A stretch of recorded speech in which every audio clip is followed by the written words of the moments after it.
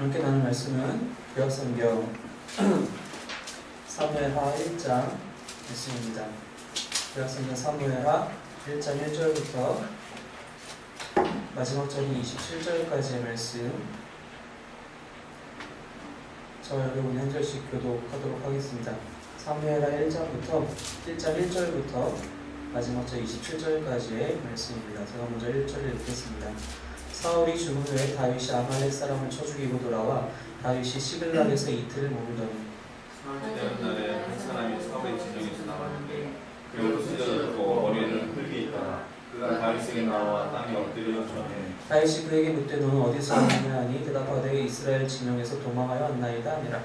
다윗이 그에게 이르되 이게 어떻게 되었느냐 너는 내게 말하라. 그가 대답하되 용사가 전쟁 중에 도망하고 하였고 우리 가운데 그들에게서 운전하고 사울과 그의 아들 요나단도 죽었나이다 하니라. 다윗이 자기에게 알리는 청년에게 묻되 사울과 그의 아들 요나단이 죽은 줄 내가 어떻게 아느냐. 그의 아들 청년이 이르되 내가 우연히 그들과 산에 올라가보니 사울이 자기 상에 기대고 병과 기병으로 그를 쫓긴다는데 사울이 뒤로 나를 보고 부르시기로 내가 대답하되 내가 여기 있나이다 한즉 내게 이르되 너는 누구냐 하시고 내가 그에게 대답하되 난 아말렉 사람이니라 한즉 또 내게 이르시되 내 목숨이 아직 내게 완전히 있으므로 내가 고통 중에 있나니 청하건대 너는 내 곁에 서서 나를 죽이라 하시기로. 그가 엎드려진 후에는 살 수 없는 줄을 내가 알고 그의 곁에 가서 죽이고 그의 머리에 있는 왕관과 팔에 있는 줄을 떼서 내 뒤로 가져왔나이다. 이에 다윗이 자기 옷을 잡아 찢으며 함께 있는 모든 사람도 그리하고 사울과 그의 아들 요나단과 여호와의 백성과 이스라엘 족속이 칼의 죽음으로 말미암아 그때까지 슬퍼하여 울며 굽식하니라. 다윗이 그 소식을 전한 청년에게 묻되 너는 어디 사람이냐 대답하되 나는 아말렉 사람 곧 외국인의 아들이니이다 하니 다윗이 그에게 이르되 네가 어찌하여 손을 들어 여호와의 기름 부음 받은 자 죽이기를 두려워하지 아니하였느냐. 다윗이 청년 중 한 사람을 불러 이르되 가까이 가서 그를 죽이라 하매 그가 치매 곧 죽으니라. 다윗이 그에게 이르기를 네 피가 네 머리로 돌아갈지어다. 네 입이 네게 다하여 증언하기를 내가 여호와의 기름 부음 받은 자를 죽였노라 하니라 하였더라. 다윗이 이 슬픈 노래로 사울과 그의 아들 요나단을 조상하고 명령하는 것을 유다 족속에게 가르치라 하였으니 곧 팔로레라. 이스라엘 시에 기록되었으되 이스라엘아 내 영광이 산 위에서 죽임을 당하였도다. 보호라 두 용사가 엎드러졌도다. 이를 반대로 알리지 말며 아수르는 머리에 조종하지 말지어다. 그래 사람들의 딸들이 즐거워할까 할례마치 못한 자의 딸들의 개가를 부르게 하려니와 길보아 산자라 너희 위에 이슬과 비가 내리지 아니하며 재물 낼 밭도 없을지어다. 거기서 두 용사의 방패가 버림받음이니라. 곧 사울의 방패가 기름 부음을 받지 아니함 같이 되미로다. 주의 피에서 용사의 기름에서 요나단의 팔이 위로 올라가지 아니했으며 사울의 칼 방패에 돌아오지 아니하였도다. 사울과 요나단이 생전에 사랑스럽고 아름다운 자이로니 죽을 때에도 서로 떠나지 아니하였도다. 그들은 독수리보다 빠르고 사자보다 강하였도다. 이스라엘 딸들아 사울을 슬퍼하여 죽였자하다. 그가 붉은 옷으로 너희에게 화려하게 입혔고 금도리개를 너희 옷에 씌웠도다. 오호라 두 용사가 전쟁 중에 엎드러졌도다. 요나단이 내 산 위에서 죽임을 당하였도다. 내 형 요나단이여 내가 그들을 애통함은 그들은 내게 심히 아름다움이라. 그대가 나를 사랑함이 기이하여 여인의 사랑보다 더하였도다. 함께 읽겠습니다. 오호라 두 용사가 엎드러졌으며 싸우는 무기가 망하였도다 하였다. 아멘. 우리가 이제 작년까지 사무엘상 말씀을 가지고 쭉 강의 말씀을 나눴었습니다. 구약성경을 계속 같이 나누고 있는데 사실 사무엘상 이후에 다른 어떤 성경을 같이 또 공부를 할까 생각을 많이 하다가 아무래도 이어지는 내용이기도 하고 첫 번째 왕, 이스라엘의 첫 번째 왕인 사울 왕을 통해서 우리가 반면교사로서 삼아야 될 것들을 많이 사실 배웠어요. 물론 사무엘상의 주인공이 사울은 아니지만 사울만 나온 것도 아니고 다윗에게도 있고 또 사무엘에게서도 역시 우리가 배울 것들이 많이 있었지만 어쨌든 첫 번째 왕이었던 그 사울 왕을 통해서 반면교사로 삼아야 될 것들이 많이 나타났었습니다. 그런데 그 이후에 이제는 두 번째 나타난 왕이 이제 우리가 그 왕에게서 또 무엇을 배우고 혹은 또 무엇을 반면교사로 배워야 할 것인가. 이 다윗 왕에 대한 이야기도 이 사무엘하 전체를 통해서 이제 쓰여지게 되죠. 이제 이 이후에 나타나는 역사서들은 즉 열왕기상하 역사서들은 다윗 이후에 솔로몬부터 시작되는 남유다와 그리고 북이스라엘의 모든 왕들이 그 열왕기상, 열왕기하 이 두 번에 다 나타나요. 그러니까 어떻게 보면은 한 명 왕당 그 할당되는 그 분량은 사실 많지 않아요. 그렇게 일들이 뭐 특출나게 뛰어난 일들을 해낸다던가 그런 것은 사실 많지 않고, 그것이 이제 이 성경 저자의 관점에서 특출나지 않다라는 것이지, 이들이 뭐 정치적으로든 경제적으로든 혹은 군사적으로든 뭐 다른 어떤 놀랄만한 성과들을 거둘 수는 있었겠죠. 하지만 그것이 성경 저자의 관심에 있는 것이 아니었고, 성경 저자의 관심은 얼마나 하나님 앞에 올바로 서는 왕이었는가 아니었는가가 이제 가장 중요한 것이었기 때문에, 그렇다면은 솔로몬 이후에는 사실 그렇게 특별할 만한 것이, 물론 이제 그 와중에서도 여러 가는 몇몇 왕들이 있긴 했었지만, 이 다윗 왕 같은 경우는 이 성경 한 권을 통째로 써서도 우리가 여러 가지 일들을 나눌 수 있었다는 얘기죠. 그리고 물론 사실은 이 다윗 왕에 대한 이야기가 여기만 나오는 게 아니라 사무엘 상에서도 같이 나오게 되잖아요. 겹치면서 사울왕과 같이. 그래서 이 다윗 왕, 하나님이 나의 마음의 합판자라고 했었던 이 다윗 왕을 통해서 이제 어떤 하나님께서 우리에게 주신 메시지를 또 공부할 것인가 생각하면서 사무엘하를 선택을 하게 되었습니다. 마침 또 이번에 사무엘상 말씀 본문이 또 사무엘하기도 한데 이미 많이 본문이 진도가 나왔어요. 그죠? 지금은 이 큐티 책에서는 이제 1장 말씀이 이미 여러분들께서 5월 초에 다 말씀 묵상을 하셨기 때문에 사실 수월하게 보시지 않을까 싶습니다. 사무엘상을 우리가 한지 좀 오래되었기 때문에 마지막에 어떻게 끝나고 넘어간지를 잠깐 우리가 좀 리뷰를 하자면, 오늘 우리가 읽었던 사무엘하 1장 1절에 보니까 사울이 죽었다라고 나와 있어요. 이 이야기는 바로 전장인 사무엘상 31장에서 이 사울이 죽는 장면이 나타나게 됩니다. 한번 거기 볼까요? 사무엘상 31장 한번 보면은 짧은 장인데, 블레셋과 이스라엘 사이에 전쟁이 일어났습니다. 그죠? 그리고 그 전쟁 가운데 사울이 대패해서 이제 쫓겨다니는, 지금 후퇴하고 쫓겨다니는 그런 신세가 되었어요. 그렇게 그런 사울을 블레셋 사람들이 추격해서 이제 죽이려고 하는 장면이 나타납니다. 이때 다윗은 무엇을 하고 있었느냐? 우리가 이 사무엘상 이전 장들에서 우리가 이미 다 말씀을 나눴지만, 다윗은 현재 블레셋 사람들에게 넘어가 있는 상태였어요. 사울에게 피해서 오히려 블레셋 사람들 진영으로 들어가서 그 가드왕 아기스에게 이제 섬기면서, 그게 진짜 모습인지 가짜 모습인지 우리가 알 수는 없지만 섬기면서 그 땅 하나를 받았죠. 시글락이라는 성을 받아서 그곳에서 이제 왔다 갔다 하면서 이 아말렉이라든지 다른 이방 민족들과의 전투를 벌이던 찰나였습니다. 그런 와중에 이 블레셋이 이스라엘과 전쟁하게 됐는데, 많은 블레셋 반백들이 다윗은 데려가지 말자. 어차피 다윗도 이스라엘 사람인데 언제 배신할지 우리가 어떻게 아냐. 그래서 사실은 다윗이 여기 참가하지 못했어요. 불행중 다행인 것이죠. 근데 이제 이런 전쟁에서 사울이 크게 당했고 이제는 죽기까지 이르렀습니다. 근데 이제 어떻게 죽을 것이냐? 사울은 지금 뭐라고 얘기하고 있냐면은 4절에 보니까 그가 무기를 든 자에게 이르되 너의 칼을 빼어서 그것을 나를 찔러라. 나는 저 이방인 할례 받지 않은 저런 이방인, 특별히 블레셋 사람들의 손에 죽는 것이 너무 두렵다. 그것이 나에게 모욕이고 치욕이고 수치스럽고 저주다. 그렇게 이야기를 한다. 그러니 너가 나를 죽여라. 그런데 이 무기를 든 자는 보니까, 사절에 보니까 너무 두려워서 할 수 없었어요. 사울이 자기가 그냥 스스로 자결을 하고 말게 됩니다. 그날 사울도 죽고 요나단을 포함한 나머지 세 아들도 다 죽게 됩니다. 그래서 이 이야기를 전해들은 길르앗 야베스 주민들이 이제 11절에서 사울의 시신을 찾기, 왜냐하면 예전에 길르앗 야베스 사람들이 사울에게 큰 은혜를 받았기 때문에 전쟁에서 사울의 시신을 찾아와서 장사 지내고 7일 동안 금식하였더라 라는 이야기로 사무엘상이 이제 마치게 됩니다. 그리고 나서 이제 오늘 본문이 나타나는 거예요. 그리고 나서 사무엘하 첫 번째 1장 1절에서는 사울이 죽은 후에 나오고 이렇게 시작을 하고 있어요. 어떻게 보면 새 시대가 시작이 된 거죠. 사울이 죽은 후에, 아직 다윗은 사울이 죽었는지 어쨌는지 전쟁이 어떻게 이루어졌는지 알지 못하는 상황이에요.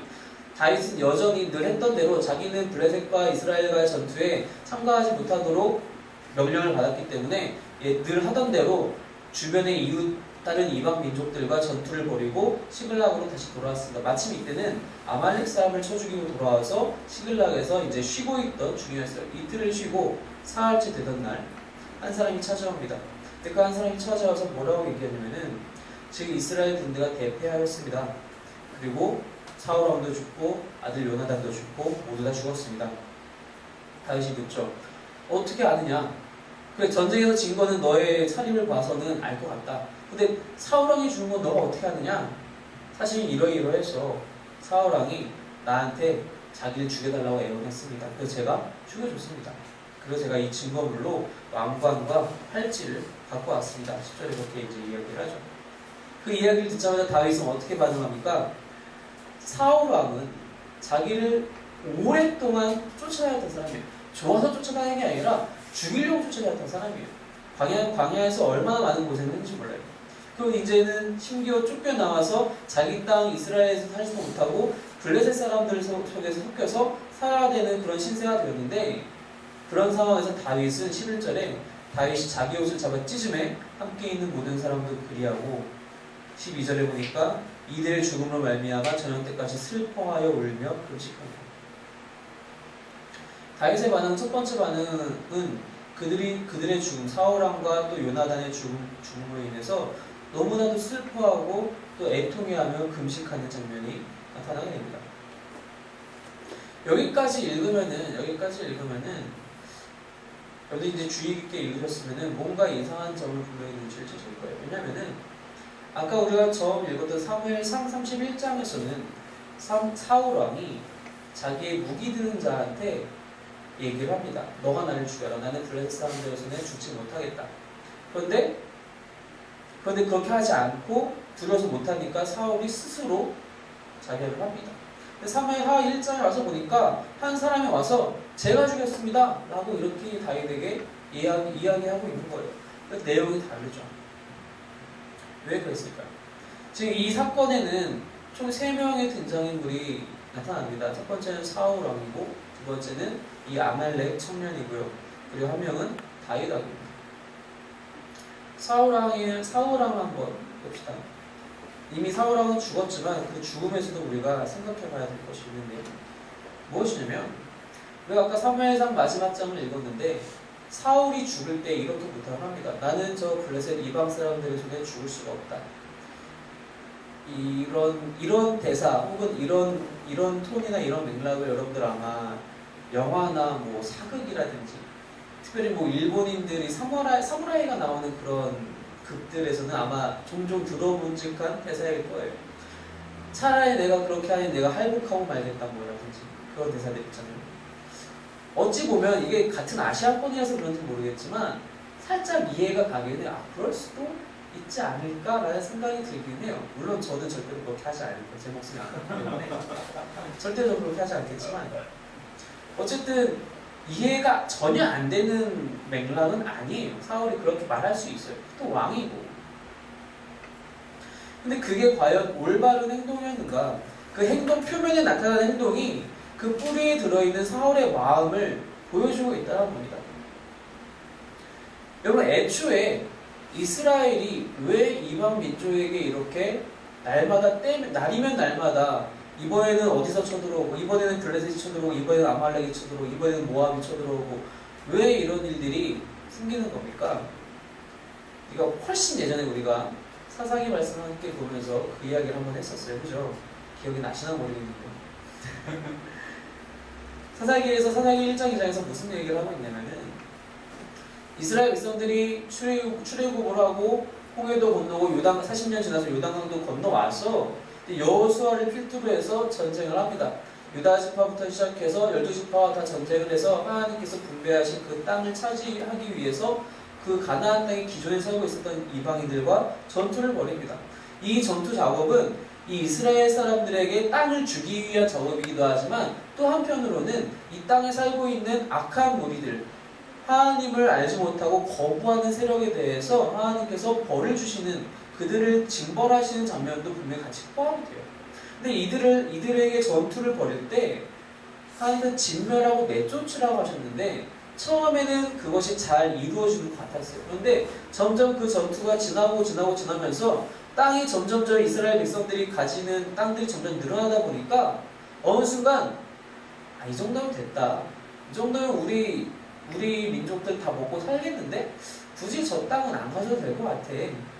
라는 생각들이 들어오게 돼요. 처음에는 그들이 밀고 들어가서 이너민족을 정말 다 진멸하거나 내쫓아요. 그런데 점점 어떻게 되냐면은 그들을 그냥 내어버려 두다가 마지막에는 그들을 아예 치지도 못하고 결국은 어쩔 수 없이 그들과 같이 살아야만 하는 그런 상황까지 갑니다. 근데 그게 어디서부터 시작하냐면은 그들의 불순종부터 시작한다는 것입니다. 그들이 올바로 하나님 말씀대로 그들을 다 내쫓았었다면 그들이 이 이후에 주변에 있는 그 이방 민족들 때문에 사사기 시절 이후로 고통받을 필요가 없었어요. 근데 하나님께서 분명히 거기서 사사기에서 말씀하시기를 내가 이들을 그냥 두는 이유는 전투를 같이 겪어보지 못했던 세대들 그리고 출애굽을 같이 겪지 못했던 세대들에게 내가 누구인지 알게 하려 합니다. 나를 알게 하려 함이고 그것을 전하기 위해서 너희들에게 교육시키기 위해서 일부러 두었다. 그래서 사사기에서 그 교육이 정말 처절하게 그 교육이 이루어집니다. 어떻게 이루어지죠? 그들이 죄악에 빠지게 되면 이스라엘 사람들이 죄악에 빠지게 되면 하나님께서 징벌을 하시는데 어떻게 징계하시죠? 이방 민족이 쳐들어와서 징계를 합니다. 하나님께서 이방 민족들의 손을 들으셔서 그들로 하여금 이스라엘 백성들을 치게 하셔요. 그래서 그 전투 가운데 지고 식민 생활을 하면서 그렇게 고통받을 때 회개하고 울부짖으면은 그때 비로소 하나님께서 그들의 기도를 들으시고 한 사사를 일으키셔서 그 사사로 하여금 이스라엘 백성들을 구원하게 만드시는 그런 시스템으로 아주 열몇 번씩이나 그런 징계를 받게 됩니다. 그러면서 사실 전혀 나아지는 게 아니라 오히려 점점 좀 악해져가는 이스라엘 백성들을 보게 돼요. 결국엔 사사의 시대가 끝나면서 이들은 우리는 하나님이 우리의 왕이라는 그런 추상적인 내용을 못 살겠어. 나에게 진짜 왕을 주시오 해서 사울 왕까지 뽑게 되죠. 어떻게 보면 더 상황이 악화된 것이죠. 이 이야기가 이스라엘 백성들 사이에서 잘 전해져 내려왔으면 만약에 잘 전해져 내려왔다면 사울 왕은 알고 있었어야 돼요. 이 블레셋 사람이든 아말렉 사람이든 어떤 이방 민족이든 이들이 왜 있는 것이고 왜 이들 때문에 내가 혹은 우리 이스라엘 민족이 고통받아야 되는지를 알아야 돼요. 결국 이것은 스스로의 잘못, 즉 하나님을 향한 스스로의 불순종 때문에 나타나는 그런 결과물이라는 겁니다. 그런데 사울 왕이 반응하는 방식은 뭐냐면은 아까 우리가 31장에서 봤다시피 그들을 정말 저주하고 내가 그들 손에 주고 말도 안 되는 일이야 라고 생각을 해요. 내가 잘못한 게 뭐 있어? 내가 왜 그들 손에 죽어야 돼? 난 그런 거 없어. 난 그럴 만한 사람이 아니야. 애초에 그들이 남겨진 이유는 이스라엘의 불순종 때문이었고 오히려 이스라엘 백성들은 그들을 볼 때마다 회개했었어야 돼요. 이스라엘 백성들은 자기들 주변에 많은 이방 민족들을 볼 때마다 하나님 우리가 그때 순종하지 못했군요. 지금부터라도 우리가 순종하겠습니다. 우리를 다스려 주세요. 라고 나갔어야 되는데 이들은 전혀 그렇게 하지 않았어요. 왕을 뽑을 때부터 이미 우리는 하나님이 우리의 왕이라는 그런 그 허황된 말 따위 우리에게 필요 없습니다. 우리에게도 눈에 보이는 진짜 왕을 주시오. 그래서 뽑힌 사울 왕이고 그 사울 왕이 점점 교만해지고 악을 쌓으면서 결국에는 그 강팍한 마음을 그대로 가진 채 죽게 되었다는 것입니다. 우리가 고통을 당할 때가 상당히 자주 있어요. 많이 있죠. 근데 예전에도 이런 얘기를 종종 많이 나눴지만 우리가 고통당할 때 혹은 고난당할 때의 그 원인은 여러 가지가 있어요. 내가 잘못해서 나의 실수 때문에 생기는 고통과 고난이 있어요. 혹은 사단이 우리를 괴롭히려고 우리를 무너뜨리려고 주는 고통과 고난도 있어요. 때로는 하나님이 우리의 믿음을 시험하시려고 주시는 고난도 있어요. 그러니까 원인은 사실 다양해요. 우리가 모든 고난을 딱 하나의 원인으로 치부할 수는 없다는 거예요. 근데 이 경우에는 이들이 스스로 실수한 것이 아니라 하나님한테 죄악을 저질러서, 즉 불순종이라는 죄를 저질러서 나타난 고난이고 이 이방인들과의 싸움은, 그랬을 때 이 사울 왕을 비롯해서 모든 이스라엘이 했어야 되는 것은 철저한 회개인데 나는 잘못한 거 없다. 나는 저들의 손에 죽을 만할 정도로 잘못을 저지른 것도 없고 나는 그러니 깨끗하게 내가 죽겠다. 라고 하는 사울의 반응은 말이 안 된다라는 것입니다.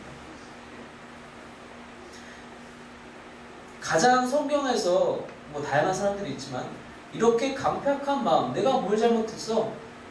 이런 마음을 가졌던 사람 대표적인 인물이 또 하나 있어요. 바로 출애굽 당시에 이집트의 바로입니다.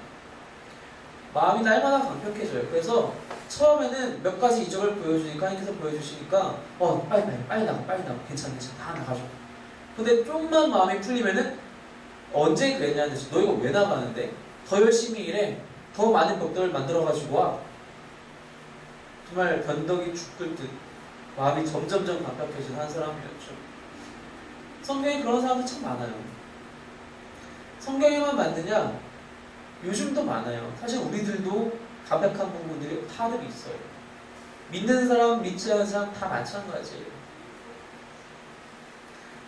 그래서 자신들이 다 당하는 고난에 대해서 불만족스러워해요. 물론 사실 고난을 좋아할 사람은 세상에 어디 있겠습니까? 하지만 자신들이 당하는 고난을 당하는 그 시기에 내가 도대체 뭘 잘못한 거야? 난 잘못한 게 하나도 없는데 내가 왜 이런 고난을 당해야 돼? 라고 반응하는 사람들이 참 많이 있다는 것입니다. 가장 대표적인 게 뭐가 있냐면 대표적이고 우리가 쉽게 눈치챌 수 있는 것들 중에 하나가 뭐냐면은 아주 디테일하게 얘기하면 11조 문제입니다. 물론 11조에 대해서 성경은 확실해요. 그건 내게 아니에요. 11조를 하나님께 드리는 것은 내가 100만 원을 벌면 10만 원은 하나님의 것이고 90만 원 낯설어 주신 용돈입니다 라고 생각하라는 얘기가 아니라 원래 100만 원이 다 하나님 것이지만 내가 그것을 지금 당장 다 드리는 것이 아니라 하나님께서 그 일부만 취하셔서 참 이게 원래 다 가져가셔도 우리 할 말이 없는데 10분의 1만 가져가시는 거예요. 10분의 1만 하나님께서 받으시겠다라는 거예요. 그걸로 너희의 믿음을 보여라. 이것이 사실은 다 나의 것이면 너희가 그걸로 너희의 믿음을 고백해라. 그게 사실 11조거든요. 그것이 단지 돈에 대한 문제가 아니라 나의 생명이고 나의 노력이고 나의 피땀이고 나의 시간이고 나의 건강이고 나의 모든 마음이 거기 들어가 있는 거예요. 성경에서는 당연히 그 11조 레위기서부터 시작해서 11조 혹은 가장 첫 것에 대한 것들, 첫 열매에 대한 얘기들 다 같은 얘기, 사실은 전부를 드리는 얘기예요. 사실. 이 부분을 우리는 시대가 막 계속 흘러오면서 마치 10개 중에 하나 옛다하고 한 개 떼어주는 것처럼 생각하는 사람들이 종종 있는가 하면은 하나님 당장 어려운데 내가 뭐 어떻게 드립니까? 상식적으로 말이 안 되잖아요. 라고 타협하려 하는 사람들도 있어요. 그것이 잘못이라고 생각하지 않은 사람이 상당히 많이 있어요. 근데 사실 제 주변에는요, 그렇게 생각하고 자기 몫이라고 생각하고 살다가 정말 나중에 크게 당하시는 분들 정말 많이 봤어요. 제 주변에만 아마 있지는 않을 거예요. 여러분들 주변에도 분명히 계실 거예요. 제 지금 이렇게 얘기를 해도 제 머릿속에 떠오르는 분들이 한 10대 분은 돼요. 벌써. 미국에 있을 때 한 지사님이 계셨는데요. 어쨌든 사업을 하세요. 가게를 하세요. 술을 파는, 그러니까 술 도매상이죠. 한마디로 술 도매상. 그 두 부부 지사님은 전혀 술을 못 하시는데도 어쨌든 그것밖에 할 일이 없으셔서 넘겨받으셔가지고 사실 그게 미국에서는 제일 잘 되는 장사예요. 갖기만 하면 노른자이에요. 왜냐면은 미국에서 술 도매상은 지역에 하나씩밖에 못 있어요. 그러니까 자기 구역이 확실한 거기 때문에 수입은 일정 고정 수입이 보장이 돼요. 물론 이제 경기가 안 좋을 때는 그것도 힘들긴 하지만. 근데 당시에 제가 미국에 있을 때 경기가 좋은 때가 아니었고 장사가 그렇게 자신들이 한국에서 예상한 만큼 잘 되지는 않았었어요. 저보다 한 9개월 정도 먼저 미국에 오신 분들이거든요. 당연히 그러다 보니까 11조를 낼 엄두가 안 되시는 거죠. 그 마음을 이해 못하는 건 아니에요. 당장 내 손에 1000불이 없는데 100만 원이 없는데 아이는 둘이나 커가고 있고 힘들죠. 당연히. 마음은 이해가 돼요. 시간이 흘러서 그 비가 많이 내렸는데 그 가게 지붕이 샜어요. 밤에 샜으니까 몰랐죠. 다음날 아침에 출근해서 보니까 술 박스가 다 젖어 있는 거예요. 못 팔잖아요. 다들 왜 박스, 여러분 종이 박스가 젖으면 다 거기가 흐물흐물해져 찢어지는 거 알잖아요. 아시잖아요. 못 팔아요. 그럼 이거 어떻게 맹명으로 팔아야 돼요. 그게 그만큼 값이 안 나오죠. 왜냐면 이건 도매상이니까 다 술을 짝으로 산단 말이에요. 사람들이. 어쨌든 그게 힘들죠. 근데 그때 처음 그거를 경고의 메시지로 들으셨어야 돼요. 사실은. 근데 거기서도 이제 안 좋은 일 당했다. 자연재해니까 어쩔 수 없지. 그분들이 이제 미국에 오실 때 한국에 있는 집을 정리를 안 하고 오셨어요. 다시 돌아갈 그런 뭔가 배수해지는 치기는 힘드니까 뭔가 좀 기대의 언덕이 있어야겠다라는 생각이셨는지 미국에 있는 동안에 거기서 세금 폭탄을 맞았어요. 한국에서. 집을 거의 팔아야 되는 상황까지 급히 집사님께서 이제 한국에 나갔다 다시 들어오시고 사실 그걸 어느 정도 해결을 했지만 원하는 만큼 해결하지 못했던 상황이었어요. 지켜보는 저로서는 답은 하나예요. 물론 그걸 제가 다 그것 때문이다라고 얘기할 수는 없지만 큰 요인이에요. 재물이 내 거라고 생각하는 순간 하나님 그 집을 다 가져갔어요. 그런 사건들 저는 많이 봤어요. 제가 11조 한 가지만 갖고 얘기했지만 우리가 하나님의 말씀에 순종하지 않는 것 되게 많아요. 정말 많아요. 가장 대표적인 거지만 다른 모든 말씀도 마찬가지예요. 우리가 근데 문제는 뭐냐면은 그렇게 순종하지 않고 지나가면은 우리는 몰라요.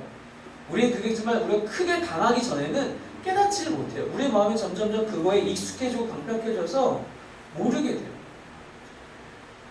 사울은 그걸 죽을 때까지 몰랐던 거예요. 우리는 그러면 안 되잖아요. 죽을 때까지 그걸 모르면 안 되잖아요. 방법은 하나밖에 없어요. 순종의 말씀이 들려오는 순간 순종하는 거예요. 두었다가 나중에 순종하는 건 지금은 힘드니까. 하나님 지금은 제가 힘들어서요. 11조는 내가 월 수입 1000 이상이면 제가 10에 2조 할게요. 지금 10에 2조 못해 그때도 10에 2조 못해요. 순종의 말씀이 왔을 때 바로 순종하는 것이 이 길을 피할 수 있는 첫 번째, 가장 유일한 방식입니다.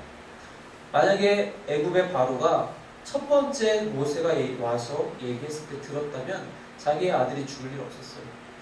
그 자기가 다스리는 온 땅에 그 수많은 사람들이 각종 독종과 개구리와 날강이 핏물로 바뀌고 그런 일들을 당할 필요가 없었어요. 결국에는 마지막에 그 모든 군대가 쫓아가서 홍해에서 수장되는 일도 없었을 거예요.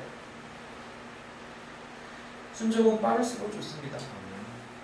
말씀에 순종하는 것만이 우리의 마음을 하나님 앞에 강박한 것이 아니라 부드럽고 오묘한 마음으로 남게 해주는 유일한 방법이라는 것입니다. 또 한 사람이 있습니다. 바로 여기 나와 있는 아말렉 청년입니다.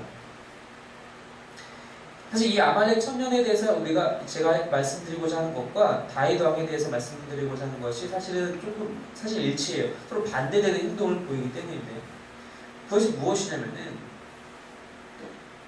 하나님께서 기름 부은 자, 즉 다윗의 표현에 의하면 오늘 본문 14절에 나타낸 것처럼 다윗이 그에게 이르되 내가 어찌하여 손을 들어 여호와의 기름 부음 받은 자 죽이기를 두려워하지 아니하였느냐.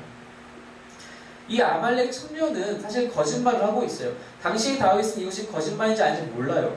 아마 추정컨대 이런 이야기를 다 할 수 있었다면은 아마 사울이 진짜 죽었을 때 옆에서 보고 있었을 확률이 커요. 아마 몰래 숨어서 이 장면을 다 보고 있었겠죠. 그러니 나도 저거를 보고 가서 나중에 다윗한테 가가지고 이렇게 말을 맞추면은 의심받지는 않겠구나. 사울왕이 실제로 한 얘기이기도 하니까. 다만 나는 진짜 내가 죽였다고 하자. 이 이유는 뭐예요? 개인의 영달을 위한 거예요. 그거 하나밖에 없어요. 이렇게 하면 다윗이 기뻐해 주겠지, 나를 중용해 주겠지. 근데 이 사람이 착각한 것 하나가 있어요. 애초에 사울은 블레셋 사람들, 즉 이방인의 손에 죽기 싫어서 자결한 거예요. 근데 자기는 누구예요? 아말렉 사람이에요. 블레셋 사람들에게 죽기 싫었는데 아말렉 사람에게는 죽고 싶었겠어요, 사울왕이? 사울왕이 절대로 아말렉 사람인 이 청년한테 맡기지 않았겠죠. 근데 그걸 이제 일단 간과를 해요. 어쨌든 이것이 거짓인지 알든 알지 못하든 다윗은 거기에 어떻게 반응하냐면은 너가 어찌 하나님께서 기름 부음을 받은 자를 하나님께서 기름 부음을 받은 자를 쉽게 죽이고 그 생명을 아무렇지도 않게 생각하고 나한테 당당히 찾아와서 여기 왕관과 팔찌가 있습니다라고 얘기를 하느냐. 그리고 15절 보니까 그를 죽이라. 그리고 그가 죽어요. 다윗이 그 16절에 얘기하기를 너의 피가 너의 머리로 돌아간다. 너 스스로 그렇게 너희가 너의 살인죄를 고백하였으니 어쩔 수 없다. 너의 죄다.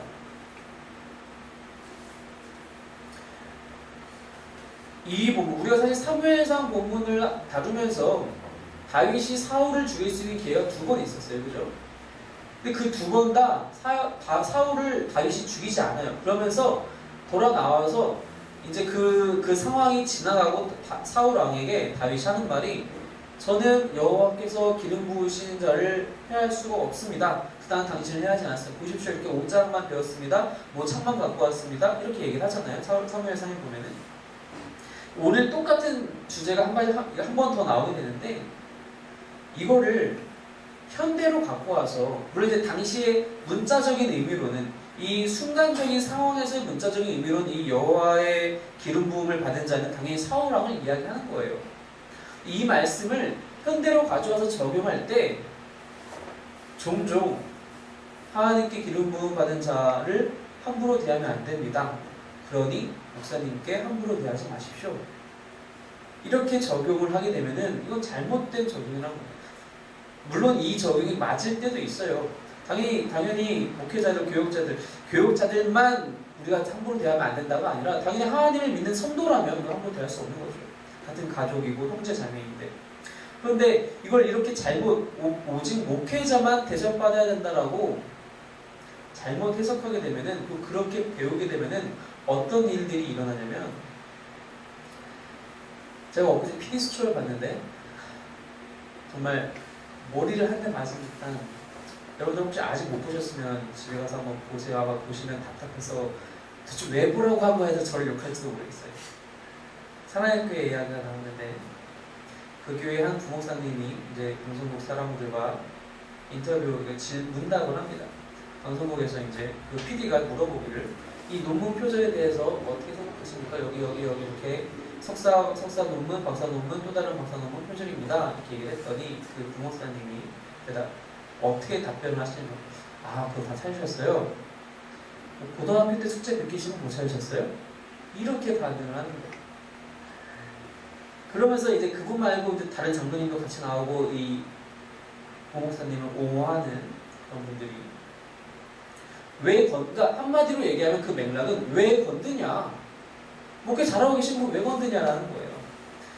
잘못된 말씀 전형으로 배우고 오면은 이런 일이 발생을 해요. 이 말씀을 정말 제대로 적용하려면 하나님의 기름 부음 받은 자가 누구인가를 생각해야 돼요. 여러분, 우리가 유일하게 알고 있는 하나님의 기름 부음 받은 자는 누구입니까? 그리스도 예수님이십니다. 이걸 우리가 현대에 갖고 와서 적용하려면 예수님께 함부로 하지 말라는 거예요. 그리스도란 뜻 자체가 기름 부음 받은 자잖아요. 예수님이 바로 그 그리스도세요. 기름 부음 받은 자에게 함부로 하지 말고 올바로 섬기라는 겁니다. 즉 예수님을 올바로 섬겨야 한다는 것입니다. 그것이 우리가 갖고 와야 하는 적용 포인트예요. 제1의 적용 포인트라는 것입니다. 물론 다른 방식으로도 여러 가지로 우리가 묵상할 수 있겠지만 가장 중요한 것을 뽑으라면 예수님을 올바로 섬기라는 겁니다. 함부로 섬기지 말라는 겁니다. 예수님을 함부로 섬기는 사람 정말 많이 있어요. 예수님을 이용해 먹는 사람 정말 많이 있다는 겁니다.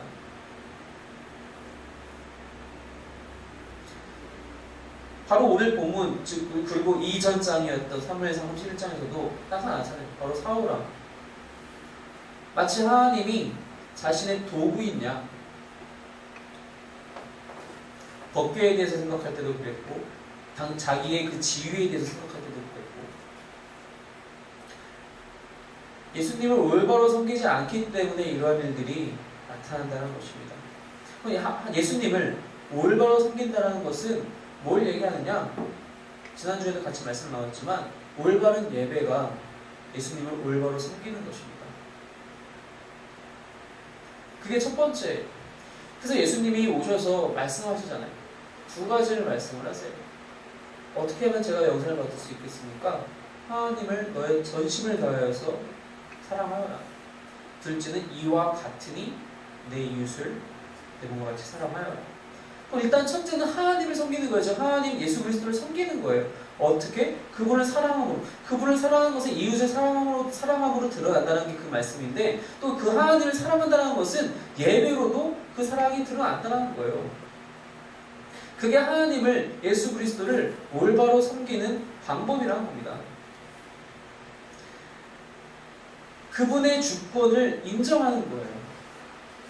그걸 인정하지 못했어요. 사울하고. 그것을 인정하지 못했어요. 자기 거라고 생각을 했어요. 이 온 이스라엘이 내 나라다. 내가 뭘 잘못했어? 열심히 전투했잖아.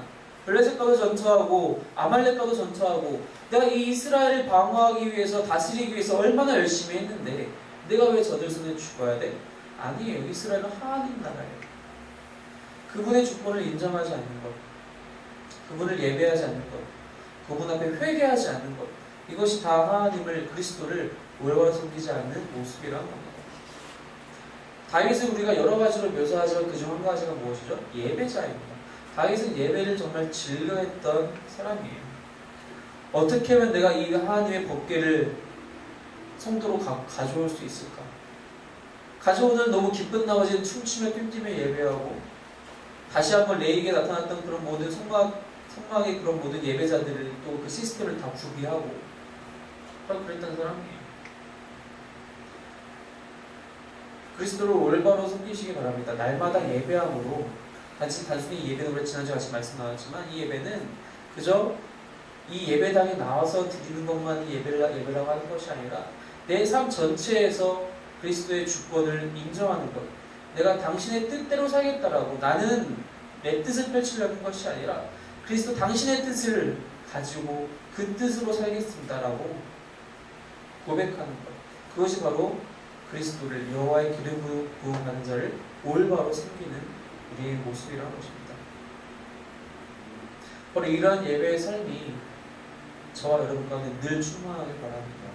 늘 이 예배의 삶으로, 늘 말씀 앞에 순종하는 삶으로, 내가 주님의 뜻에 거역하는 것이 아니라 내 뜻대로, 내 원하는 대로 사는 것이 아니라 하나님이 나에게 원하시는 대로, 하나님이 나에게 주신 것을 감사함으로 받고 그것을 하나님을 위해서 사용하겠다라고 그렇게 고백하고 다짐하고 결단할 수 있는 저와 여러분이 되시기를 주님의 이름으로 축원합니다. 같이 함께 기도하겠습니다.